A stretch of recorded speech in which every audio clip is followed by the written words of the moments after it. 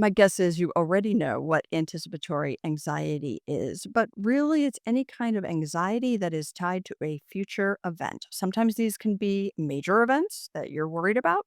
Other times it could be more minor events, or it could be something that's related to a very upsetting or traumatic incident from your past. So you've learned to be afraid of XYZ type object or event. And the thing with anticipatory anxiety when it gets out of control is that you eventually develop fear of fear. You develop an anxiety about, oh no, am I going to get anxious? And then thinking about that makes me even more anxious now. So I begin to have an anxiety about getting the anxiety. So the human brain is an anticipatory machine, right? That is one reason humans have been so successful on this planet. We see a potential problem coming up, we can anticipate it, we can think through steps to get there. All of that is adaptive, healthy, reasonable, right? So, in the scientific community, right, we'll talk about fear responses as being functionally adaptive behaviors and perceptual responses, right? Responses to things we perceive. And when these are elicited during danger, when these happen, when something is happening that's dangerous, appropriate defensive responses kick in that help us avoid injury, help us reduce danger. That's your fight, flight, freeze. And then in terms of anticipation of danger, right? A little bit of anxiety can be adaptive. We see a problem coming, we think through the steps. We might have some of those innate biological responses of adrenaline kicking in a little bit, which helps us focus and plan. But when too much kicks in of that fear response, when the fear is not present, that's when this moves into non adaptive anxiety. That's when this moves into painful, unnecessary anxiety. So let's talk about this cycle. The threat of a future problem kicks in to anticipatory anxiety. That moves immediately into your body, all those physical responses. Those physical responses make you feel like I have to do something here. I have to run, fight, or flee. And it's that feeling of having to do that, which is then leading you to the overwhelm, to the freeze state, or to the opposite, the kind of overthinking, overanalyzing, overly activated where you can't sleep, right? And this feeling of I have to do something often can lead to either a compulsive behavior or avoidance. And one reason that compulsive behaviors and avoidance then reinforce this cycle and actually keep the fear going is that you get temporary relief from the compulsive behavior or the avoidance. So you decide to avoid something. So glad I decided to avoid that. That positive response is training your old brain that that's a good response. If this ever comes up again, let's do that again. So then that feeds this cycle.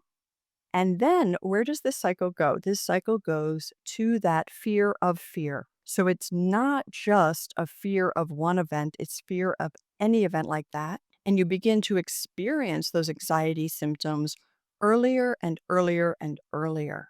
And if we're anxious about future events, but we begin to anticipate it and feel the anxiety really, really early, we will always be feeling anxiety because there will always be something somewhat uncertain. There'll always be a future event. There'll always be something we don't like. So the anxiety just really feeds on itself.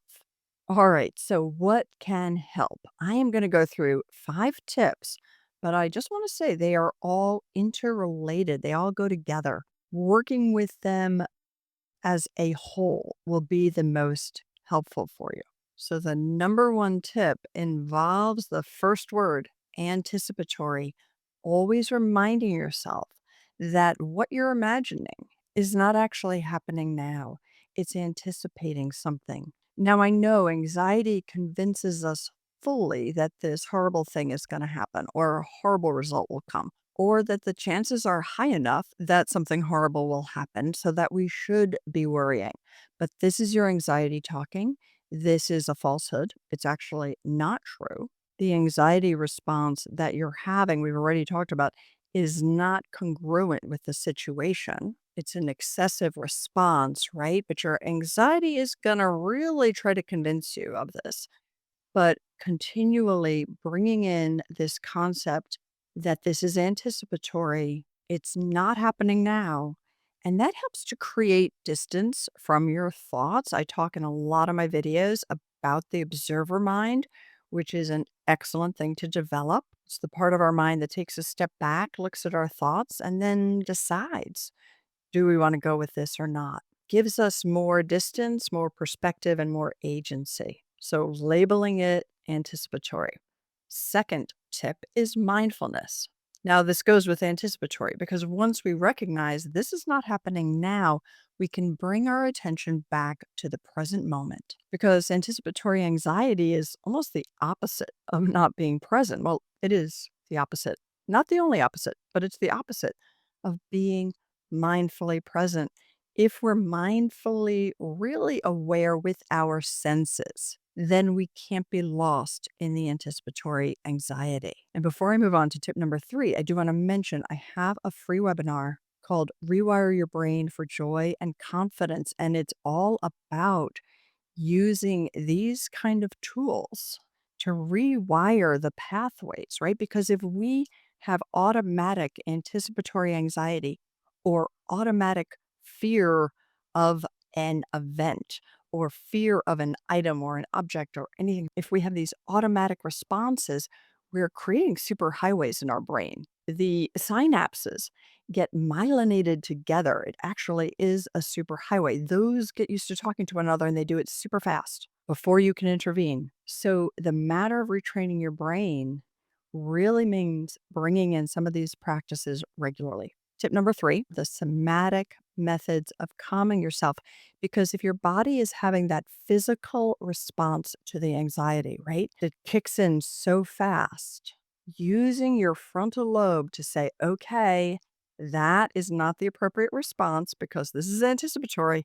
I'm going to bring my mind back to the moment and then I'm going to use physically calming techniques, diaphragmatic breathing, petting an animal, walking in nature, listening to the birds, anything that really helps you physiologically lower that blood pressure, lower your pulse rate, relax those muscles, progressive muscle relaxation, excellent technique.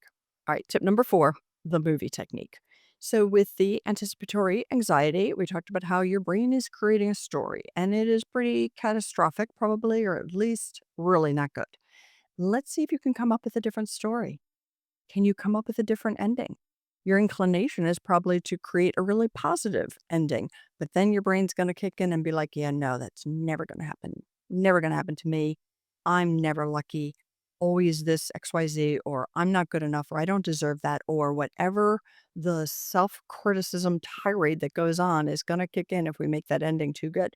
So let's find a neutral ending. Like with most movies we watch or books we read, novels, right? Like the character, some good things happen and then some not so good things happen, and then good things and then not so good things. That's what happens in life. It goes up and down, and very often things are neutral. And the other thing that happens when things are neutral is that our brain gets a little bit bored. We would never watch a movie where everything was neutral, where nothing bad happened to the main character. We wouldn't, right? We would be too bored. So just be careful that your brain is not like avoiding the boredom of a neutral ending here by creating a catastrophic one, which is causing all sorts of other problems. All right, my tip number 5, you're really not going to like this one. I know, is meditation, right? Now, people with a lot of anxiety have a hard time meditating and they'll say, I can't meditate. I can't meditate. I think I have a video called I Can't Meditate. I'll link it at the end, but you can meditate. It's really about increasing your tolerance, right, to that boredom, pure mindfulness meditation, where you sit, let's say, for 10 minutes in silence, staring at a spot on the floor or with your eyes closed, and you continually try to bring your attention back to the present moment where not much is happening. This is hard, but it really is a super way to develop that observer mind. It dramatically increases your ability to stay present, your ability to be aware of your thought. When I started meditating, yeah, it was wild, right? I just really began to be like, oh, there's my themes. Wow, there's that old theme coming back up again. But I could see things so much clearer. And that ability to begin to differentiate between the fantasy that is happening up here with our stories and what's actually happening is really the key to overcoming anticipatory anxiety. So I'd love to know what you think about this. If you have other tools and techniques that you use that you find useful, please share them below.